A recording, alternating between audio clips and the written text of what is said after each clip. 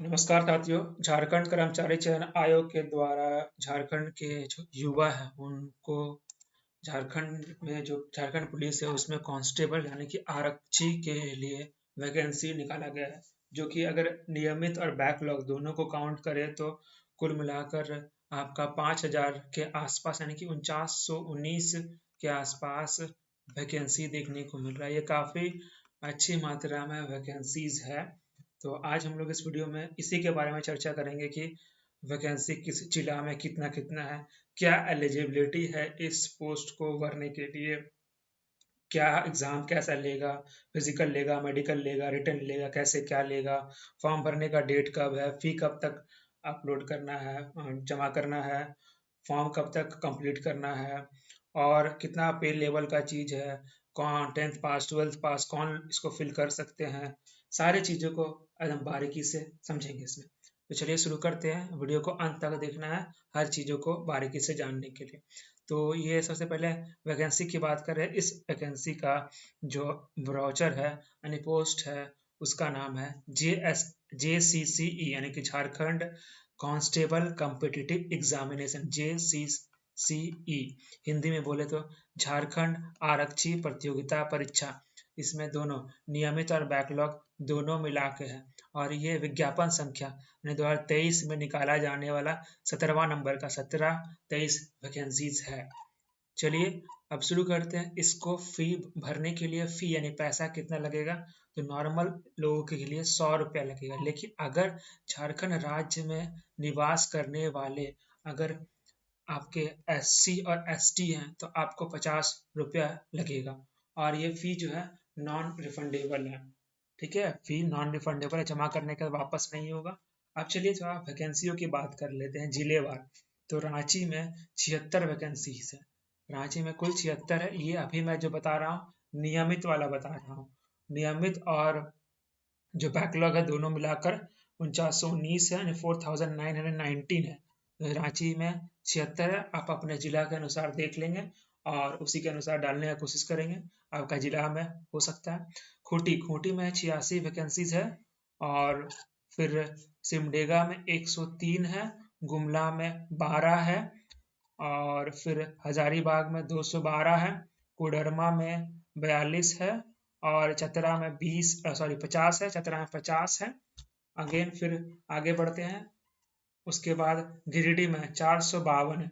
मेरे ख्याल से सबसे अधिक जो अगर वैकेंसी देखने को है कहीं तो गिरिडीह में 452 है, जिसमें मैं अगर तोड़ के बताऊं तो पुरुष का 155 है और महिलाओं का 164 वैकेंसीज है। उसी प्रकार से रामगढ़ में 200 है, ये भी काफ़ी अच्छी मात्रा में है। उसके बाद है बोकारो में 136 है और फिर धनबाद की बात करें तो 337 है। ये आपका 3rd नंबर का हाईएस्ट वैकेंसीज है। उसके बाद पलामू में 44 है और पलामू में बैकलॉग वाला में अधिक 148 बैकलॉग वाला है, वो भी दिखाऊंगा। उसके बाद लातेहार में 112 है। उसके बाद दुमका में 164 है और फिर जामताड़ा में 52 है और देवघर में 343 है। ये आपका सेकंड हाईएस्ट है। सेकंड हाईएस्ट वैकेंसी देवघर में है 343 343। उसके बाद गोड्डा में 46 है 46, साहेबगंज में 131 है। उसके बाद पश्चिमी सिंहभूम में 322 है। उसके बाद सरायकेला खरसावां में 305 है और JAPTC में 10 है और फिर रेल का DNB में 244 है, JWFS में 14 है और CTC में 52 है। उसके बाद रेल का JSR में 254 है और अब बैकलॉग की बात करें तो खूंटी में 27 है। उसके बाद फिर गुमला में 51 है, लोहरदग्गा में 123 है और हजारीबाग 146 है और 212 पहले था। कुल मिलाकर आपका 358 जो वैकेंसी हजारीबाग में कुल हो गया। उसके बाद कोडरमा में 17 है, पहले 42 था, रेगुलर वाला 42 है। उसके बाद चतरा में 127 है और पहले 50 था। उसके बाद पलामू में 148 है। उसके बाद लातेहार में 50 है और पहले 112 था और गढ़वा में 4 है, पाकुड़ में 49 है। उसके बाद फिर पूर्वी सिंहभूम में 288 है और JPA में 6 है। अगेन रेल DNB में 43 है, JWS में 20 है, JWFS उसका CTC में 20 है और रेल GSR में 1 है पहले रेल जीएसआर में 254 था और यहाँ 255 हो गया। तो ये वैकेंसियों का ब्यौरा हो गया, कौन सा कहाँ किस जिले में वैकेंसीज है। आप अपने जिले के अनुसार देखकर वैकेंसी आप फिल करें, और जिले के अनुसार नहीं भी देखेंगे तो आपको आपके राज्य में ही मिलेगा, वो काफ़ी बढ़िया है। चलिए आगे बढ़ते हैं। और अगर हम इस वैकेंसीज की बात करें तो ये किस किस विभाग में आएगा, तो गृह, कारा एवं आपदा प्रबंधन विभाग के अंतर्गत जितना भी जिला इकाई है, डिस्ट्रिक्ट यूनिट है, उसके अंदर कांस्टेबल का भर्ती है। ठीक है, ये समूह ग यानी कि ग्रुप डी में आएगा, और पे लेवल इसका 3 है, यानी कि 21,700 शुरू होगा और 69,100 तक चलेगा। इसके लिए आपका क्या न्यूनतम शैक्षणिक योग्यता क्या होना चाहिए? कम से कम आप किसी भी मान्यता प्राप्त शैक्षणिक संस्था से 10वीं करे हो। आप अगर 10th करे हो किसी मान्यता प्राप्त संस्था से, आप इसको भर सकते हैं। काफी बढ़िया है, कोई ज्यादा एलिजिबिलिटी नहीं है। 10वीं पास करे हैं, आपका फिजिकल होगा, मेडिकल होगा, रिटन होगा, और आपका मेरिट बनेगा और आप झारखंड राज्य में जॉब कर सकते हैं लेवल जो पे लेवल 3 के अनुसार। ठीक है, न्यूनतम शैक्षणिक योग्यता का जो रेफरेंस डेट है, जो रेफरेंस डेट है यानी कि जो ऑनलाइन आवेदन भरने का जो अंतिम तिथि है, ऑनलाइन आवेदन भरने का अंतिम तिथि मान के चलिए 22 फरवरी। ठीक है, 22 फरवरी से पहले तक आपका जो जितना भी सर्टिफिकेट है, न्यूनतम शैक्षणिक योग्यता है यानी 10वीं पास है, उसका जो आपका डिग्री का सर्टिफिकेट मतलब मार्कशीट वगैरह से सर्टिफिकेट रिजल्ट वगैरह सब आ जाना चाहिए उससे पहले। ऐसा नहीं कि आप अभी अभी 10 दिए हो, आपका रिजल्ट नहीं आया, आप इस फॉर्म को फिल कर दो, ऐसा नहीं कर सकते। आपको उससे पहले आपका सारे जो न्यूनतम योग्यता है वो पास कर चुके हों। अगर आप खेल कूद कोटा के अंतर्गत आते हैं तो आपका सीधी नियुक्ति हो जाएगी आरक्षी में।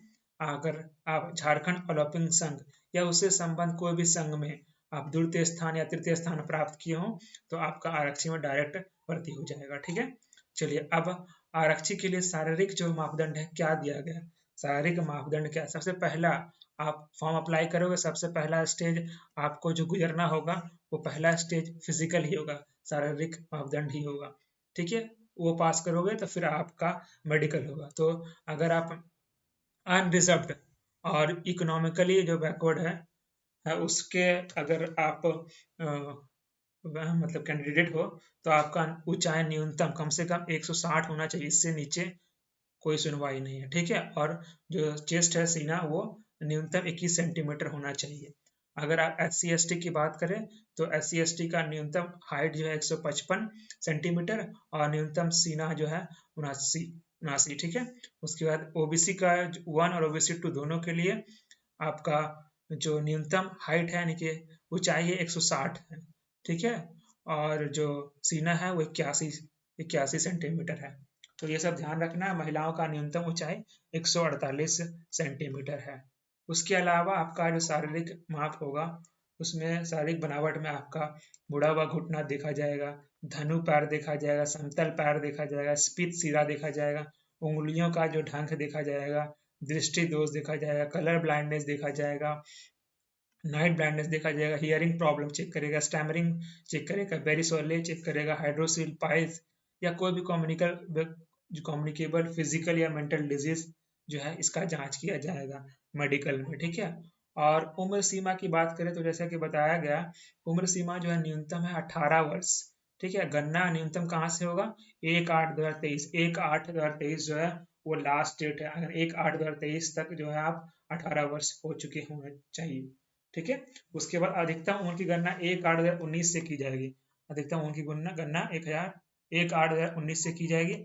अधिकतम उम्र अगर आप जनरल है और EWS है 25 वर्ष अधिकतम उम्र है आपका।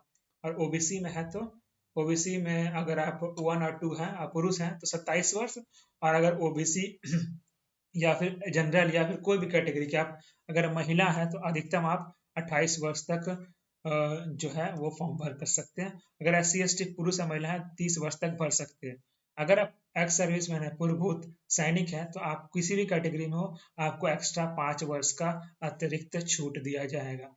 ठीक है, ये सब हो गया आपका जो रिजर्वेशन को लेकर, आपका अधिकतम उम्र को लेकर, ये सब चीज हम लोगों ने चर्चा कर लिया। आरक्षण का दावा करने के लिए सबसे पहली बात व्यक्ति को, जो अभ्यर्थी है, उनको स्थानीय निवासी होना पड़ेगा। अगर आप स्थानीय निवासी नहीं हैं तो आप आरक्षण का लाभ नहीं ले सकते। मतलब अगर आप SC/ST कैटेगरी हैं और किसी दूसरे स्टेट के हैं तो आपको SC/ST कैटेगरी में नहीं काउंट किया जाएगा। आपको अगर SC/ST कैटेगरी में आरक्षण लेना है तो सबसे पहला काम क्या है, आपको झारखंड का स्थानीय निवासी प्रमाण पत्र होना आवश्यक है, तब ही आप आरक्षण का लाभ ले सकते हैं। और स्थानीय निवासी प्रमाण पत्र जो है 19/7/2019 से पूर्व नहीं होना चाहिए, यानी कि 19/2019 यानी कि 19 के बाद का सर्टिफिकेट बना होना चाहिए अंचलाधिकारी का। ठीक है, सर्टिफिकेट इस प्रकार से सर्टिफिकेट के बारे में यहाँ मेंशन है। जाति प्रमाण पत्र के बारे में यहाँ मेंशन है। नया बना लेना है, आपका फॉर्म भरने के आसपास का टाइम का पहले का ही बनवा लो, फॉर्म भरने से पहले तक ही बनवा लो। मतलब अभी जैसे आपको मिला है सूचना, आप बना के क्लियर कर लो, क्योंकि एग्जाम सॉरी जो फॉर्म फिलअप जो है वो 15 जनवरी से स्टार्ट होगा और आपका फरवरी तक जाएगा। तो फरवरी तक आराम से आपका सर्टिफिकेट वगैरह बन के तैयार हो जाएगा, वो बेटर रहेगा नया नया और पहले का बना हुआ रहेगा। चलिए अब हम लोग थोड़ा सा बात कर लेते हैं, आगे बढ़ते हैं, थोड़ा सा बात कर लेते हैं। ऑनलाइन आवेदन होगा, आपको ऑनलाइन ध्यान से भरना है चीज़ों को। आप जो 10th सर्टिफिकेट में जो नाम लिखे हैं वही नाम को डालना है, डेट ऑफ बर्थ भी उसी को डालना है, और जितना भी चीज़ें है फोटो और सिग्नेचर को बढ़िया से स्कैन करके ईमेल आईडी वगैरह फ़ोन नंबर वगैरह भी ध्यान से, स्पेलिंग वगैरह भी ध्यान से देख के फॉर्म को फिलअप करेंगे। ठीक है, ध्यान रखना है कि अगर आप जन्म तिथि अगर गलती कर दिए, नाम में गलती कर दिए ना, तो उस तब फिर आप दिक्कत हो सकता है आप लोगों को, तो ध्यान से भरना है इसी कारण। नहीं तो फिर अगर गलत कर दिए तो वो कैंडिडेचर भी रद्द हो सकता है, तो ध्यान से भरना है। मैं बार बार रिपीट कर रहा हूँ। हाँ, तो अब आगे बढ़ते हैं, चीज़ों को हम लोग को जानना है कि एग्ज़ाम का पैटर्न क्या होगा। उससे पहले थोड़ा और चीज़ें, डेट के बारे में भी यहाँ पर मेंशन है, उसको मैं पढ़ देता हूँ फिर से। तो फॉर्म फिलअप का जो रजिस्ट्रेशन का डेट है, वो रजिस्ट्रेशन आप 15 जनवरी से शुरू होगा। ठीक है, 15 जनवरी से रजिस्ट्रेशन शुरू होगा और 14 फरवरी तक चलेगा रजिस्ट्रेशन। रजिस्ट्रेशन का मतलब आपको आपका नाम, father's name, email ID, phone number और भी जो डिटेल्स है वो मांगा जाएगा, एड्रेस मांगा जाएगा, ये सब चीज़ें मांगा जाएगा। रजिस्टर करने के बाद आपको लॉगिन आईडी या पासवर्ड मिलेगा। उसके बाद आप परीक्षा जो शुल्क है वो शुल्क वही 100 रुपया 50 रुपया किन्हीं किन्हीं का, तो वो परीक्षा शुल्क आप 16 फरवरी तक जमा कर सकते हैं। आपको काम ये सब सारे को पहले ही करके रख लेना है। ठीक है, 16 तारीख तक इंतजार नहीं करना, उस समय लास्ट टाइम क्या होता है, सर्वर का इशू आता है। ठीक है, उसका फोटो और सिग्नेचर जो है एक दिन एक्स्ट्रा मिला है, फोटो सिग्नेचर अपलोड करने का और प्रिंट आउट लेने का 18 फरवरी तक है। ठीक है, 18 फरवरी तक आप फोटो वगैरह अपलोड कर सकते हैं, पेमेंट के बाद वो होता है काम। और क्या है ना, झारखंड के जो फॉर्म होते हैं उसमें थोड़ा सा एक इशू ये होता है कि सारा काम एक दिन में नहीं होता। अगर आप मान लीजिए रजिस्ट्रेशन करें, उसके बाद फी अपलोड करने के लिए और फिर फोटो वगैरह अपलोड करने के लिए एक दिन का गैप होता है। ठीक है, तो आप लास्ट टाइम इंतजार ना करोगे, रजिस्ट्रेशन करने के बाद कुछ फिर फी जमा करने के बाद फोटो सिग्नेचर अपलोड कर लेना पहले ही। ठीक है, आगे बढ़ते हैं। उसके बाद आपका किसी कारण बस आपका कुछ गलती हो, क्या छोड़कर, आपका नाम को छोड़कर, date of birth, email ID, mobile number, ये 4 चीज को छोड़कर आप कोई चीज में गलती करें ना, तो आप 20 फरवरी से लेकर 22 फरवरी तक सुधार कर सकते हैं। ठीक है, तो उम्मीद है आप लोग गलती नहीं करेंगे ध्यान से। फिर भी अगर कोई गलती हो जाता है तो इस बीच विंडो में आप 20 से लेकर 22 के बीच में आप सुधार सकते हैं। और पेमेंट जो है ऑनलाइन पेमेंट भी कर सकते हैं, परीक्षा से ऑनलाइन ही पेमेंट ज़्यादातर अब होता है। ठीक है, रजिस्ट्रेशन नंबर डाल के वहाँ पर जब पोर्टल खुलेगा वहाँ पर आप क्लिक करके पेमेंट कर लेंगे। सबसे इम्पॉर्टेंट चीज़ जो है कि सिलेक्शन कैसे होगा, परीक्षा का प्रारूप क्या होगा, ये हम लोग को काफ़ी जानना जरूरी है। तो 3 चरण, स्टेज 3 है।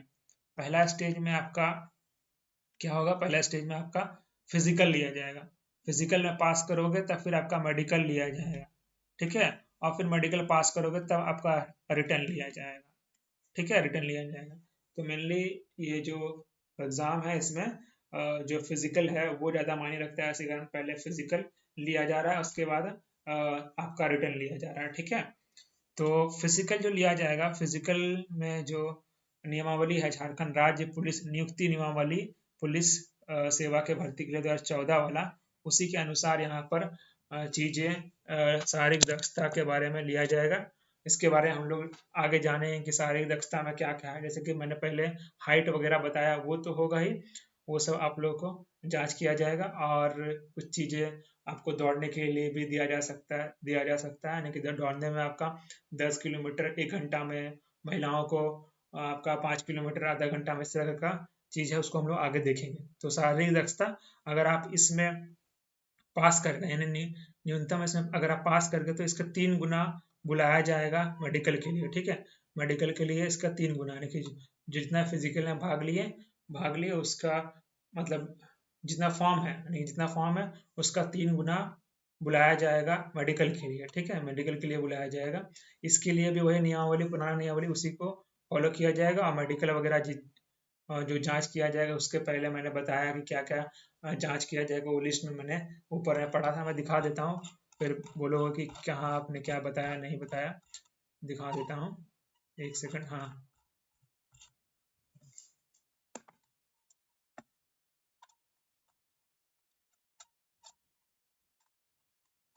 हाँ, देखो ये जो है मेडिकल में ये सब चेक किया जाएगा, और फिजिकल में ये सब तो देखेगा ही, और मेडिकल में ये देखा जाएगा, ठीक है। अब मेडिकल में फिजिकल में और चीज़ें हैं जो मैं डिस्कस करूंगा। हाँ तो चलो, उसके बाद अगर मान लीजिए कोई इशू आ गया तो मेडिकल को लेकर, तो आप एक अपील कर सकते हैं, और अपेक्स मेडिकल बोर्ड है वो बैठेगी, या मेडिकल बोर्ड फिर से आपका मेडिकल लेगी। अगर मान लीजिए कोई इशू आ गया तो आप अपील करोगे तो, और जो मेडिकल बोर्ड बैठेगी उसका निर्णय आपका क्या होगा, लास्ट होगा। उसके बाद ये पास करने के बाद लिस्ट जारी होगा, और उसमें फिर आपका लिखित परीक्षा है, रिटर्न होगा। रिटर्न जो होगा OMR होगा, ठीक है, रिटर्न OMR होगा। और अगर एक से अधिक दिन लिया जाए, यानी कि आज मान लीजिए आज लिया एग्जाम, कल भी एग्जाम लिया, 2 दिन हो गया 3 दिन हो गया, तो नॉर्मलाइजेशन किया जाता है, ठीक है।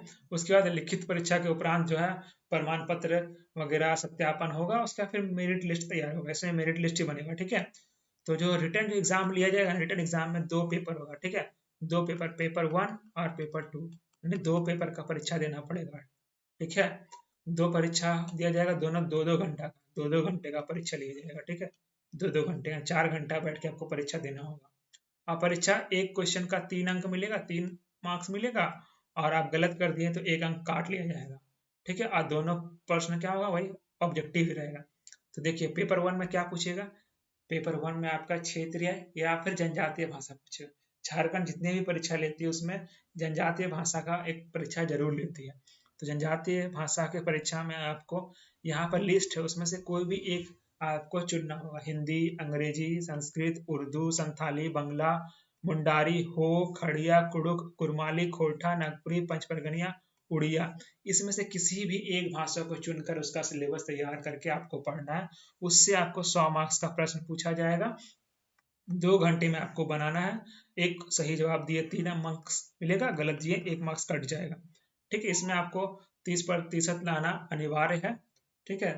जो पत्र 1 है 30% में लाओगे तभी आपका पेपर 2 चेक होगा, नहीं लाओगे तो फिर आप वहीं डिस्क्वालीफाई हो गए। तो पेपर 1 में 30% मिनिमम लाना अनिवार्य है। अब देखिए पेपर 2 क्या, पेपर 2 जो होगा वो भी 2 घंटे का होगा। उसमें 2 सेक्शन है, सेक्शन 1 है, सेक्शन 1 है और सेक्शन 2 है, 2 सेक्शन है। सेक्शन 1 में 50 क्वेश्चन होगा, और सेक्शन 2 में 50 क्वेश्चन होगा। सेक्शन 1 में जो 50 क्वेश्चन होगा उसमें क्या क्या पूछा जाएगा, आपका अनुच्छेद यानी कि पैसेज क्या, हिंदी पे, हिंदी में पैसेज, हिंदी का व्याकरण, मुहावरे, लोकोक्तियां और वाक्यों का शुद्धिकरण, ये पूछा जाएगा पेपर 2 में, ठीक है।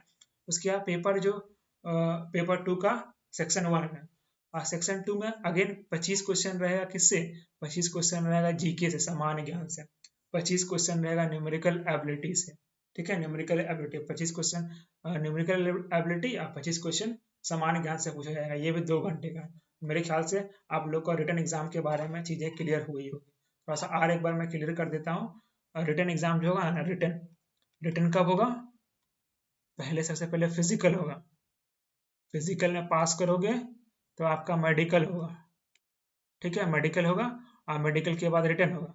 रिटर्न में 2 पेपर है, पेपर 1 और पेपर 2, ठीक है। पेपर 1 और पेपर 2, पेपर 1 में लैंग्वेज का पेपर होगा, ठीक है, वो 100 क्वेश्चन रहेगा उसमें, और 2 घंटे में बनाना है, और टोटल मार्क्स 300 का मार्क्स का रहेगा, ठीक है। मार्क्स 300 रहेगा, क्वेश्चन यहाँ पर 100 रहेगा। अब पेपर 2 में क्या है, पेपर 2 में 2 डिवीजन है, यानी कि सेक्शन 1 है, एक सेक्शन 1 है, और इसमें में सेक्शन 2 है, ठीक है। ये भी आपका 100 क्वेश्चन रहेगा इसमें, और ये भी कुल 300 मार्क्स का रहेगा। सेक्शन 1 में क्या होगा, हिंदी से पूछा जाएगा, हिंदी से पूछा जाएगा, हिंदी का ही 50 क्वेश्चन रहेगा, 50 ठीक है, 50 क्वेश्चन रहेगा। उसके बाद सेक्शन 2 में क्या होगा, सेक्शन 2 में 2 डिवीजन है, एक में आपका जनरल अवेयरनेस है, जीके बोल लो, जीके जीएस पूछा जाएगा, और दूसरा पूछा जाएगा मैथ्स पूछा जाएगा। तो 25 ठो जीके जीएस और 25 ठो मैथ पूछा जाएगा।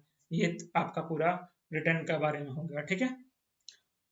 चलिए, और अगर आप गलत दिए तो 1 मार्क्स कटेगा। अब देखिए शारीरिक दक्षता का जो परीक्षा जो है, शारीरिक दक्षता यानी कि जो आपका फिजिकल लिया जाएगा, तो फिजिकल में जो चीजें होगी ना, आपका जो हाइट नापा जाएगा, चेस्ट नापा जाएगा, उसके बाद जो है आपको दौड़ लगाना है थोड़ा सा।